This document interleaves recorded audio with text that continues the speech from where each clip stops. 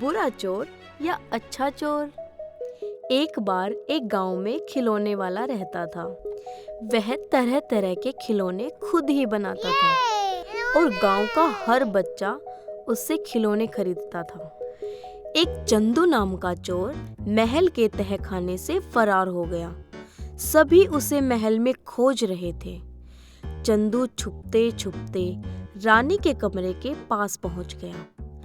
उसने कमरे में रानी के ताज को देखा।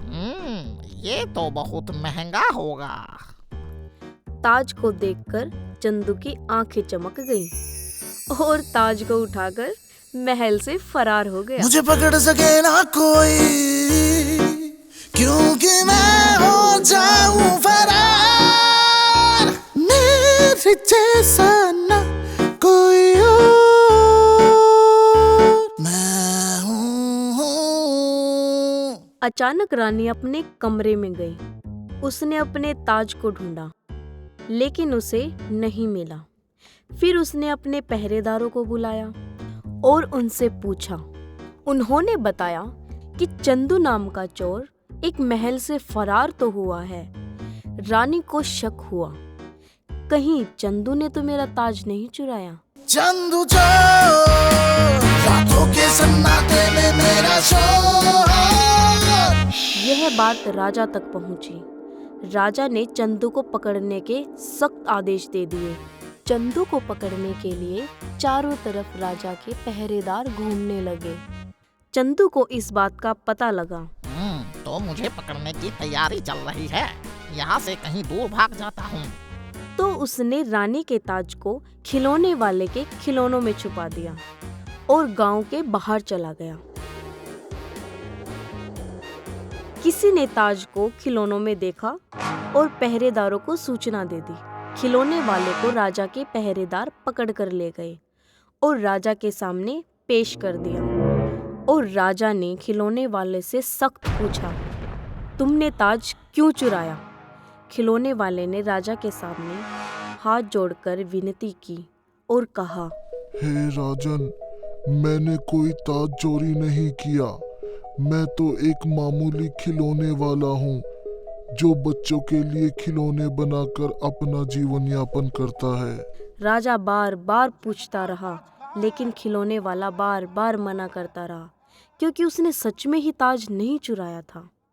राजा ने गुस्से में आकर कहा, 2 दिन तहखाने में रहोगे, अपने आप अकल आ जाएगी। दूध का दूध और पानी का पानी हो जाएगा, और वो दूध हम पिएंगे और पानी तुम। सैनिकों, इसको कच्चे कच्चे में बंद कर दो, और जिस कमरे में इसको बंद करो वहाँ पे खटमल होने चाहिए। खटमल इसको काटेंगे। खटमल नहीं, नहीं मालिक, रहम करो। और पहरेदारों ने खिलौने वाले को तहखाने में डाल दिया। उधर चंदू को एहसास हुआ कि उसने यह गलत तो नहीं कर दिया। कहीं राजा को ताज का पता तो नहीं चल गया और वह खिलौने वाले को पकड़ कर ले गए हो। उसे खिलौने वाले का परिवार याद आया और उसके छोटे छोटे बच्चे भी याद आए। कहीं मेरी वजह से उस खिलौने वाले को तो सजा नहीं मिल रही। कहीं मेरी चोरी का इल्जाम खिलौने वाले पर तो नहीं लग गया। ये बहुत गलत हुआ। मुझे जाकर देखना होगा। चंदू यह सोचकर गांव में वापस आ गया और वहां जाकर उसे पता चला कि खिलौने वाले को सच में ही राजा के पहरेदार पकड़ कर ले गए हैं। और उसने देखा कि खिलौने वाले की पत्नी और उसके बच्चे रो रहे हैं।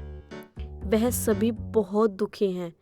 चंदू को बहुत दुख हुआ और वह दुखी मन से राजा के महल पहुंच गया। कौन हो तुम और क्या लेने आए हो? चंदू चोर, रातों के सन्नाटे में मेरा शोर।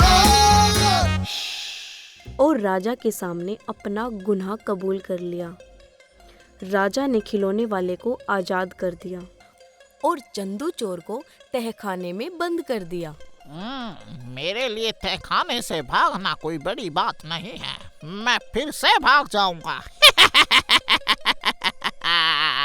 चंदू चोर।